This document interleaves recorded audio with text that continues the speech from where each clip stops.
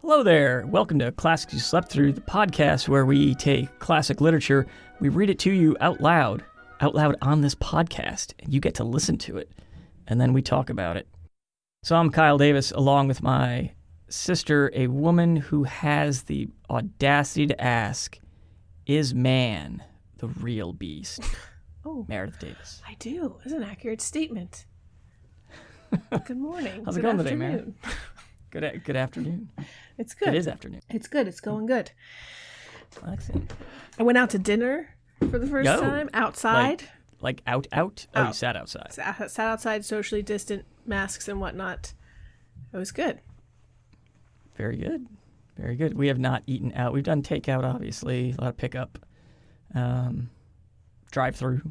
But yeah, I've not sat at a restaurant, or not that we even have any good ones around here that I would want to sit at or that would have outdoor seating. So kind of dodging that one just by unavailability. Yeah, you should probably stay in though, because cases are climbing where you are. This is quite true. They are not, raw numbers wise, nothing extremely crazy, but yeah, we are on the rise. As are almost half the country, 22 states, I heard today. If only somebody could have predicted this. People, stay safe. Wear your masks, please. Wear your masks. Stay distant. Stay outside as much as possible. Don't go inside if you absolutely don't have to. Anyway. All right, so today we are talking about some place where the people stayed outside a whole lot and were quite socially distant, the island of Dr. Moreau. We have, over the last 2 weeks, read this one. So if you missed it, if you missed our discussions, if you missed the book itself, just look back in your feed a couple episodes. It's all in there. What'd you think of this one, Mare? This one, I don't think this is a surprise to people who are listening, but this is a good one. I really liked this one. It kept me going. That's right, real cyst heads know. Cyst head? That's gross. Is that? I like it, people though. listen to this call. Yeah, there you go. We said earlier in one of the episodes, this was not my wheelhouse. I don't gravitate towards science fiction or fantasy, though I like it when I do. So I'm not quite, maybe I should just pick more up. But this one really kept me reading, kept me engrossed, kept me like right beside Prendick as he's going through the experiences he's going through. I didn't necessarily identify with I didn't feel like I was Prendick, but I felt like I was right next to him on the island. You're not a cultured gentleman of London of the late 19th century? No, nor am I a silly ass. Well, maybe sometimes.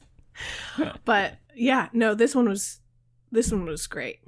Yeah, I think a characteristic of science fiction, when someone who's not into science fiction, like you're saying, when you mention science fiction, you just say those words. I think really they think of the modern conception of it, from sort of the 40s and 50s on, which is, obsessed with space and spacemen and laser guns and sort of that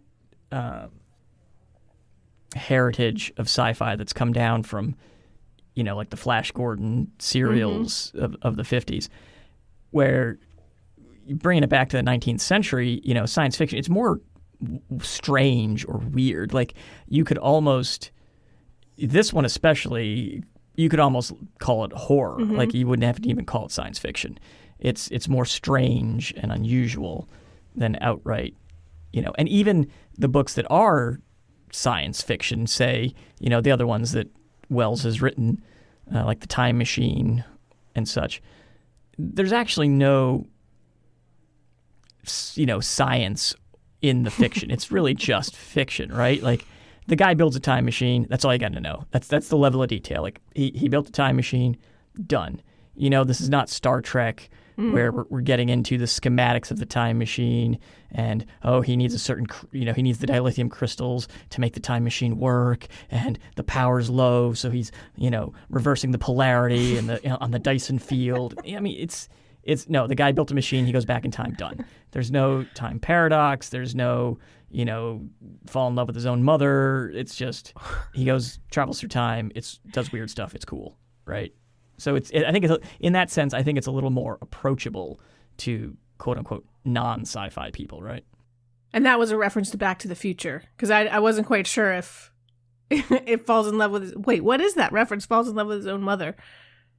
Well, just tying together time paradigm. You don't want to change the past. You can't like interact with people from your own past. But yes, Marty McFly basically hooks up with his mother, and almost, right? Or she tries to almost. I think in basically every movie, it's sort of a thing.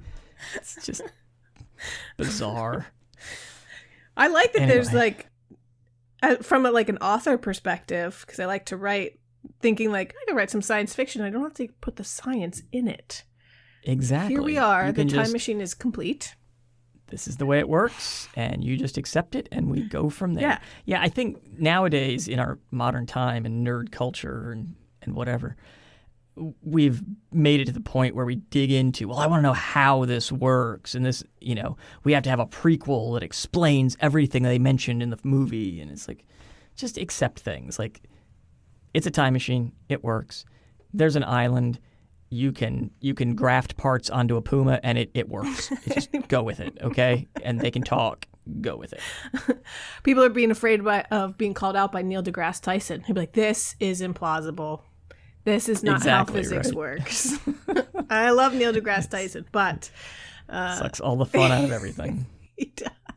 I mean, a movie that is both fantastical, or even a book, and adheres to the science, now that's a feat. And is also really interesting and impressive, but so is this. I guess Frankenstein could kind of be science fiction too. I always classify that as horror, but he is doing some sort of science. So, and I think at its heart, Frankenstein and this book, I mean, they were contemporaries. Yeah, like a year apart. Mary Shelley and H.G. Wells. I mean, both those books sort of explore the same issues, right? Like, the monster in Frankenstein, he is wondering, why was I made? What's the nature of my humanity? And while in The Island Dr. Moreau, the creatures aren't thinking that. Prendick is sort of our window into what are these? Are these human? Are they creature? What is the nature of man? So, which kind of gets us into our main question that we were going to talk about for this is, what is Wells trying to say in this book, do you think? I think that's a great question that deserves not an answer, but just some thought in general, because I don't think I've read a lot of stuff about he's saying certain things about animal rights, or he's saying certain things about animal testing, or he's saying something about playing God or the nature of humanity. And maybe he's saying all of that. And the point of fiction is, I mean, once you write it as an author, it's not yours anymore. Now it's your readers. So the interesting moment that we talked about before was when the one creature ran away and was hiding, and he was like cowering in the bushes. And in his fear and his like pleading with his eyes was a moment that Prendick was like, I see him more human at this moment in this vulnerable state than ever before. And then Mercy shoots him between the eyes, basically. Right. Whereas before, when he was, like, I guess, standing and being as human-like as he could possibly be, he didn't look human. He looked odd or strange. But in his fear, Prendick felt connected to him as a human, which, that's saying something else. Basic emotions and characteristics that we share throughout the animal kingdom. Yeah, much better said than I was stumbling through. Well, I found it interesting that it seemed that, we kind of mentioned it last week, that there's a change constantly. Like, I can't pin down what Prendick thinks, right? Like, when he arrives at the island, he thinks these creatures were men that Moreau has grotesquely mutated or mutilated, and he's appalled by it. But then once Moreau explains, no, these were animals that I have changed into a human form, then Prendick he sort of calms. He's like, oh, okay, it never was a human, it was always a puma. Oh, okay, that's fine. But then he questions himself again and is like, oh, but I never saw, maybe he's wrestling with it through the book, but he's like, I never saw an animal think. Mm-hmm. These animals think. Are they still animals? So his own stance, I think, maybe is challenged a little bit. And then in the vignette you mentioned where the animal, the leopard man, runs away, and then he sort of has that connection with it. And yet, once he's turned out, once the enclosure burns down and he's turned out and he has to go back to the animals for, shelter and food, he doesn't ever elevate them to his level. Mm-hmm. He just sort of tolerates the St. Bernard man, and but goodness, if these animals didn't take him in, if these beast people didn't watch over him while he slept and fed him, he would have easily been killed at any point.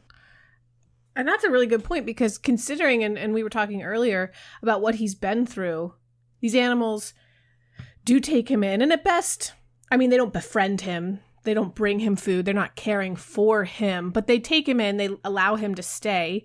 They show him where the food is. They share what they've got, just as they share, I guess, with one another what they've got. I don't see them treating him more or less differently than they treat one another.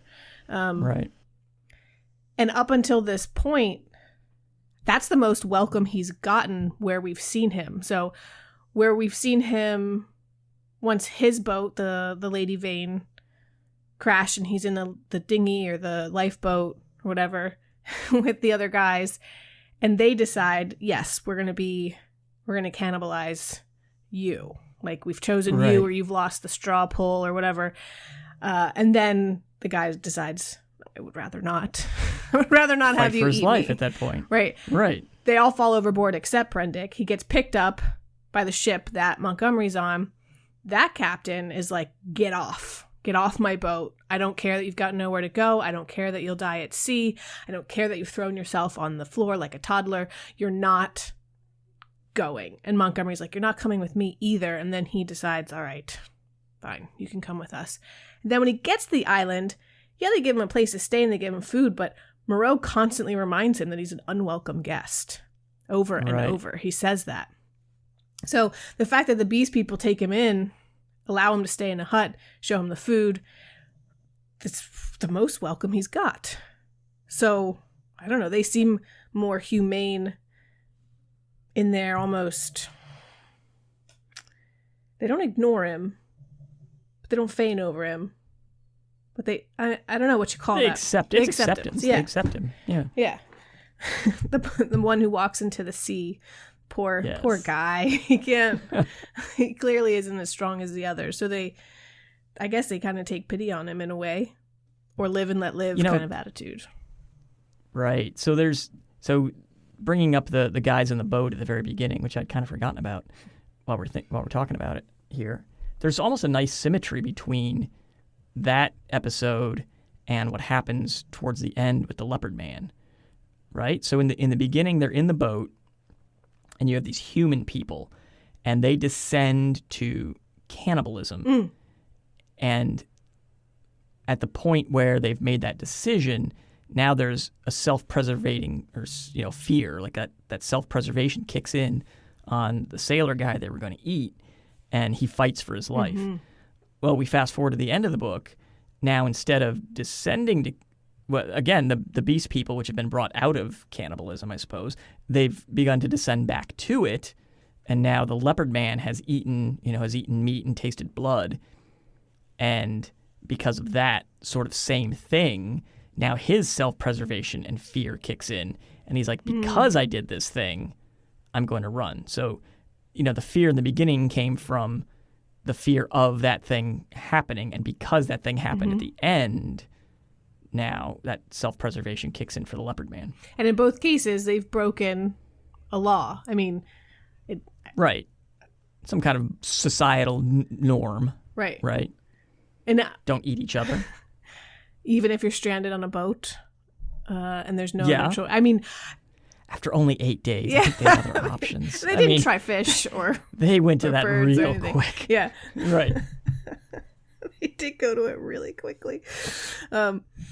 There's a quote that I pulled out from the book that I think fits this vein of our conversation, and it's Prendick, and he's saying, before they had been beasts, their instincts fitly adapted to their surroundings and happy and as living things may be. So before they had been beasts, right? So instincts fit Right. what they're supposed to do.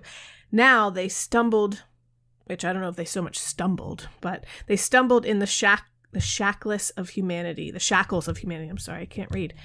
They lived in fear, in a fear that never died, fretted by a law they could not understand. Their mock human existence, begun in agony, was one long internal struggle, one long dread of Moreau. So Moreau thinks he is lifting them up Right. to this human state and making them better. It could be questionable, although I think he thinks this, that he's making humanity better in some way because he's creating some hybrid that will then benefit humanity in the long run or benefit science. Well, he's seeking knowledge. He's getting knowledge for knowledge's sake. He's exploring parts of vivisection and the nature of flesh and grafting and surgery that other scientists of his day don't dare to push the envelope on. So he's contributing to the scientific body of knowledge in ways that other people can't and won't. Or who know it. No point. Right. Perhaps. Although, well, I mean, I think that was his ultimate point. He was doing a lot of that just for, it's not like he was, building himself a god, or he wasn't trying to build a society. He was just doing it because he was curious and wanted to prove he could do it and learn things, right?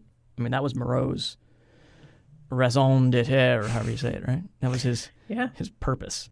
And so he takes these creatures who are perfectly fitted for their purpose via evolution, via the, circle of life, and he changes them. He thinks he's making them better, or he's searching, humanity is ultimately better in his mind, and he destroys what they were without creating something better. And now they live in perpetual fear. They're confused all the time, and it can't hold because the beast flesh grows back.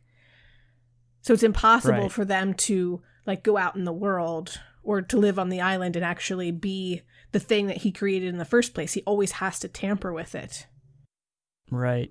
In order to kind of fix and cut out the stuff that keeps growing back. Maybe. I mean, he's kind of saying, so there's sort of two things in my mind here on this, right? Like, at this time, obviously racial attitudes being what they were in the late 1900s, I think this is also the sort of the time period where eugenics and sort of that pseudoscience was gaining traction. Wells seems to be saying we can't change who we are, right? Like what you're born into, your station in life, which is also very British, kind of a way, right? Very class system. These beasts can't change. They're beasts. They're always going to be beasts. Mm-hmm. So on the one hand, I see that could be something that Wells is saying, which is sort of an odious, attitude. But at the same time, every human in this book is just a terrible person. And it seems like Wells does not have a high opinion, at least from this book, of humanity, right? Moreau is this amoral guy who just does things to do things. He's the worst of the worst, right? At least the way he's presented to us. Montgomery is a drunk, and even though he saved Prendick's life, he just did it out of sheer boredom. He doesn't care about Prendick. He has no love of humanity. The ship captain is just a total drunk who will just strand Prendick at sea, and even Prendick is just sort of this guy who doesn't seem to have a strong moral foundation on anything. He's like, oh, Moreau said this. Cool, they're animals. Yeah, whatever. I just don't want to hear it scream anymore. And he is, crying on the deck, probably soiling himself. Like he has no moral gumption, or he's not he's supposed to be our sympathetic, protagonist character, but he doesn't have any grand qualities. No. He's kind of a loser. He's out for himself. He just sort of walks around this island in a daze, just kind of worrying about himself. He could care less about the Beast People. He could care less about Moreau and Montgomery. It's not like he's itching to report them to the authorities or anything. He just wants to get off the island, but it's he wants to get off the island, but I have no skill. I can't do anything about it, so I'm just going to wait here for a ship to show up and help me. Yeah. So he's kind of like a nothing privileged person. Right. Which feels yucky to even say, but he's also fictional, so I can say it. He's got really no redeeming qualities. Right. About him. Almost none of these characters do. He's not willfully evil. Like, he's not purposefully hurting the beast people, or he's not like, wow, my background in science, I'm so excited to join this vivisection. But he's also like if the beast people die, he could care less. I mean, he sort of looks down on Montgomery for befriending them and caring about them. Because Montgomery at least has some level of care for the beast people. Especially Maling. Right. I mean, he teaches him how to cook a rabbit, gives him some wants to brandy. Be his drinking buddy, yeah. Exactly. I think what did it for me was what you mentioned when Prendick was like, well, if I could just not hear the screaming of the puma, then I probably wouldn't care. Even though I know what's going on. Yeah. Which that's, in some ways, that might be an example of the worst of humanity, aside from people who willfully hurt and injure others, or those of us who stand by quiet going, I know that it's happening, but really, it's not my if business. we want to tie it to current events, hey, if I don't see a cell phone video of police brutalizing a person of color, then what do I care? It's been going on for decades, right? Yeah, you wouldn't even say that last part. You wouldn't even say it, right? Right. You wouldn't say it. I can't believe this is happening now. What? Have you not been listening? Right. Do you not exist in the world? This has always happened. We just now have the tech to show it to... You now see it. Yeah. You now are listening to the puma scream in the enclosure behind you. Right? So, I mean, what do? Just bury your head in the sand. I'm not going to look at videos on Twitter anymore and go about my day and hope that McDonald's is back open so I can eat inside and get my hair cut. Not that you get your haircut at McDonald's, but you know what I'm saying. You might as well. You could. I mean, if you went to Walmart, you could go to McDonald's and then get your haircut because they're usually side by side. This is true. This is true. One of the things that you said brought this question into my mind. Of the many things that Wells could be saying or that is being said to us by the book, whether or not Wells intended it, are humans simply beating back our own beast flesh constantly? Like, you know, we've got all kinds of things to show us ethics and morals, and we raise our children in a specific way. We've got, you know, whether you're religious or not, or, you know, you follow some sort of societal creed, some sort of law. You know, is this, when that doesn't happen, is it Lord of the Flies all over again? Like, we'll all stomp on Piggy's glasses and kill him? Which, quick side note, I think I read an article about, quote unquote, the actual Lord of the Flies. There's these 6 kids from some island around New Zealand, one of the Southwest Asian islands around there, and they were high school kids, stole a boat, just went out on a boat for a couple of months, got shipwrecked, and were stuck on an island for literally months, and eventually were rescued by a guy who was either Australian or New Zealand, or I can't remember, but eventually was rescued after some long period of time. And what they discovered is these kids did not devolve into, quote unquote, Lord of the Flies, right? Like, they were healthy and happy and helping each other out and, doing chores on the island and finding food, and they somehow survived. Good. So it's a cool story. You should look it up. Good. I'll find it and put it in the show notes. Their beast flesh did not grow. It was a neat story. It did not. They stayed human. But like, surprisingly, I think about that. Like, if you drink too much, your inhibitions get lowered. And how do you behave? Are you, without your?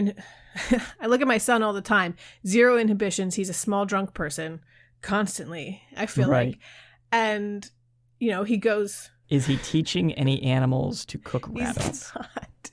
But he does cook me, which is soup, pretty frequently. So he does have an innate desire to feed me like dinosaurs mixed with mud, which is delicious. Okay. Delicious soup.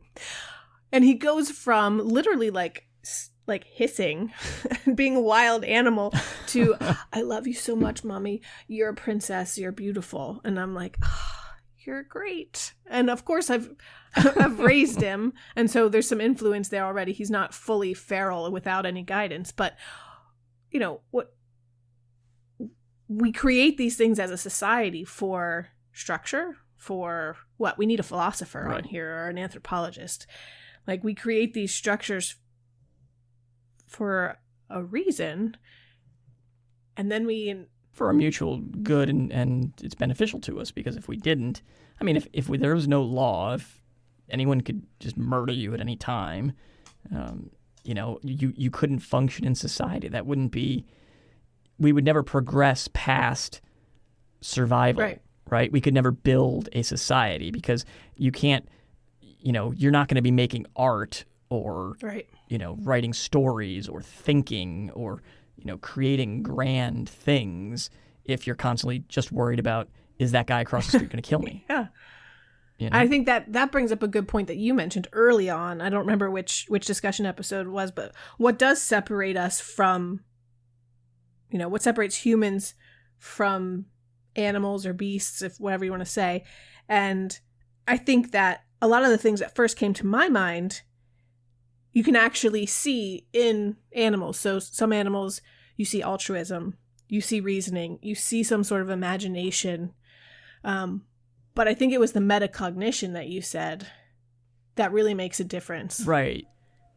I read or heard in school at some point, you know, thinking about thinking is the thing that separates us. You know, a dog can think, but he isn't self-reflective and doesn't think about the fact that he's thinking about something. Although we could never prove it. I mean, how would you prove it? How would you know if like an orca is thinking about thinking? They're super smart. They've got feelings. I mean, you'd have to read some orca philosophy, obviously. They need a system of writing, and then exactly. we would be able to know. But they're always worried about where to get the next meal and if they're going to get killed by a larger shark. So, you know, they don't have time to build a system of writing or posable thumbs. But, you know. They could probably write with their teeth or something. They're so smart. They're really smart. But the water, they'd have to have some sort of material. The water wouldn't wash away the writing. That's the next sci-fi. Like, an octopus could probably do it. Octopi are really smart. Do they think about thinking? Really? You didn't know octopi are like going to take over the world. They're really smart. I did not know that. Interesting. Put that in the show notes. Just that line. Octopi are really smart. Period. They're really smart. Well, I think the major thing that Wells is getting across is this. The word juxtaposition gets used so much when you talk about books. But I'm going to use it. The juxtaposition of beasts and humans and where they intersect. Because when Prendick leaves, then he's terrified of humans now. More so than he was of the beast people. As the beast people's flesh grows back, they become more beastly. And he then goes to London. He's around people and he's just waiting. He's like, which one of them is going to like beast out on me? And he can't stand it. And while he was on the island, he would look at the beast people and see analogs in British society. You know, the beast shuffling on the sand was the worker coming home after the long day. And then when he's in London, he sees the people as, you're right, somebody's going to turn and I can't be around these people anymore. All I see is their bestial nature. So not a very hopeful book. No, not at all. Not. He sees some humanity in the beast people, but ultimately rejects it, and then he ceases to see humanity in real people and only sees the beast side. So, yeah, Prendick's kind of, he needs some therapy. So much therapy. And I wonder, what is then, not what then is Wells saying overall, but what is the overall takeaway that you have from this book? So, I mean, I think we talked about it. You can read the book two ways, right? It's fun sci-fi romp. It's like this cool story, this mysterious island, this weird mad doctor, and kind of go from there. Or you can kind of read it in a little deeper, like we've sort of been talking here. I don't know what to think. On the one hand, I disagree with the sort of the premise that we think is being pushed forward, that you can't change your nature, right? Like there's some innate quality that's always going to, because if you can't, I think as a human you can recognize what that nature is, right? Like a beast, like a dog, is just going to do their instinct. But I think as a human, if you have an instinct, you have the intellect and the capability to recognize that, and then you have the free will to decide, am I going to act on that instinct or not? So I think humans, we have the capability to grow past our quote-unquote beast flesh, right? Most of us, I think. I don't know if that's more of a negative outlook, but some people have a hard time with that. Well, I think it might, I don't want to sound elitist, but it might, have something to do with intelligence, right? Like the beast people overall were not very intelligent. So they couldn't get to that metacognition level of, hey, I really want to eat that rabbit, but I know the consequences, to second and third order effect down the road is going to be this. I'm just not going to eat that rabbit. Whereas a human, we can go, I'm really hungry. I want to eat that whole gallon of ice cream. But I know if I do that, X, Y, and Z is going to happen. So I'm just going to have a little scoop and then, a handful of almonds or something. Yeah, a handful of almonds.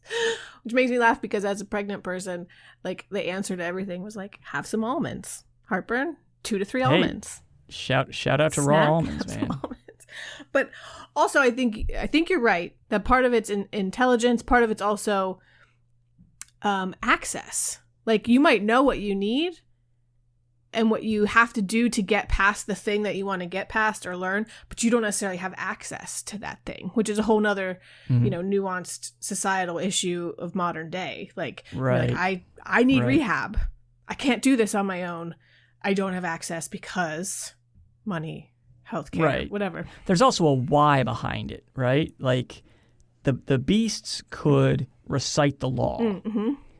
And it's almost like having a toddler. Like you can tell a toddler, don't draw on the walls, don't draw on the walls, don't draw on the walls. But it's that, and even you can explain, even a toddler, you can explain the why, but they don't have the mental maturity to stick with it, right? Whereas an adult, we can say not just don't do X, but why, and you accept that why, and then you can fight against that instinct. Yeah, especially if the why does make sense. When a why doesn't make sense, that's when people reject. Because, again, modern times, we see there were plenty of laws in the past and in the present where the why literally makes no sense or is evil, based on racist systemic structures or something. But people went with it. It's the law. Like, right. You don't do. But what's the why behind it? And when you dismantle that. Why can't we vote by mail? I'm sorry. Hey, I voted by mail this past time. I have voted by mail. I have never voted in person. I think we talked about this already, but I have always voted by mail. Go military absentee voting. Well, you can be trusted to do it. You know. Right, exactly. Yeah. So, yes. So we just took a big swing at we talked to Titan of science fiction with H.G. Wells. So I don't know how well that went. Listeners, please let us know. Let us know your thoughts on the book, obviously. And now we're going to take a bigger swing. We're not just taking a swing. We're we best not miss because we are definitely coming at the king here. Our next book is by Jane Austen, and it's not what you think. Jane Austen. Yeah, it's not what you think. It's not. Well, I tell you what, you have a 1 in 6 chance, so it could be what you think. But it's probably not. But probably not. So we are going to do Northanger Abbey as our next supposedly book. Her first book, but published later. Not published. Yeah. Yes, published much later, which there's an author's note in the beginning. She's quite mad about it. She should be. It was like 15 years or 18 years. I forget. It was some long period of time between writing the book, publishers not publishing it. I think it bounced around publishing houses, and then finally it gets published. And didn't it get published like the year after she died or something? I think like it that? got. I can't remember. We'll have to look. We'll tell you in the first Something discussion. like that. But we will get our facts straight for next but listen, episode. if you are like, oh, I read Pride and Prejudice in high school, or I've read Sense and Sensibility, and I don't know, I don't think this is for me. It is. This is, I think, a hilarious book, first of all. And my experience with Pride and Prejudice, for one, and some of the Victorian literature, was that I thought it was also super serious because it was written in a, slightly different way of speaking, and so I thought everything they said is dead serious, and it's not. Jane Austen is witty. She's full of satire. She's sarcastic. It's really funny. We are going to do our best as we do the read aloud to convey that. But yeah, if you don't think that this is good literature, I challenge you, go get yourself the BBC presentation of Pride and Prejudice with Colin Firth. Oh my goodness. If that doesn't win you over. Your wife's a big fan, right? Of Pride and Prejudice? I mean, yeah, we like Pride and Prejudice, sure. Yeah. I mean, she also likes the Keira Knightley version. I had not seen that one. I'm going to stand for Colin Firth. I'm sorry. I'm not doing any other versions. I remember teaching a section of Pride and Prejudice, just a small section, like get a taste of fiction in a reading class that I was teaching a few years ago. And oh no, I'm sorry, it wasn't Pride and Prejudice, it was Jane Eyre. But still, it's not Austen. It's Bronte. Not written by Jane but Austen. It's still the same type of literature. I mean, the title has Jane in it, so it's basically the same thing, right? But I remember a student was just blown away. He was like, this is so good. I want to read the rest of it. And I was then blown away. I was like, really? Because my stereotypes about you as a young male was that you wouldn't like this. And he loved it. And I was proven wrong. But so this stuff is really good. Which is the animating idea for this podcast, that these classic books are classic for a reason. And you probably will enjoy them if you read them. They are not these stuffy tomes. And if they were presented to you in such a fashion in the past, then you had teachers and educators do you a disservice, because this stuff is good. We're doing our best. So let us know if you have thoughts, opinions, suggestions on what you hear, what you like, what you want us to read. If there's one where you're like, I didn't get this one, could you untangle it for us? Let us know. I'm open to it. Exactly. All right, so how can people tell us this? Well, you can send us an email at cystpod@gmail.com, or you can find us on social media. We are all over the all-overs. We're on Twitter. We're on Instagram.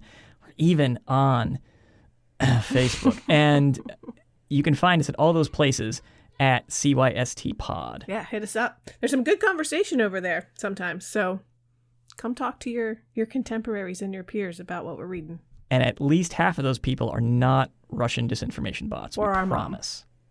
We promise. And the great thing about Facebook is you can say whatever you want. Zuckerberg doesn't care. Just straight up lie. Isn't he a pedophile? He doesn't care. He said it. I think he is. And you know what? He's not going to fact check me, because who are any of us to fact check? Who is going to fact check the fact checkers? So you know what? Say what you want. And on that note. And on that note, this has been Classics You Slept Through. Hey, get some sleep this week because Coach is starting 2 days. Hey, everybody. Kyle here real quick with an addendum to this week's episode. So, good news in the Classics You Slept Through world. Mare has had a baby. The baby came about 2 weeks early. So, we're actually not going to be doing Northanger Abbey right away. That will be our next book, but you aren't going to find it in your feed tomorrow. Instead, we are going to do a series of some bonus episodes. We're going to have some fun. We've got an interview. We've got some poetry. I'm going to do some reading. Hey, maybe this will be weird. Maybe you'll enjoy it. Who knows? But once Mare has got the baby at home and settled and is ready to start podding again, then we will pick right back up with Northanger Abbey. I mean, feel free to read it. It's a great book. I've been reading it, really enjoying it. But anyway, so check out some bonus episodes coming up over the next couple weeks. All right, thanks.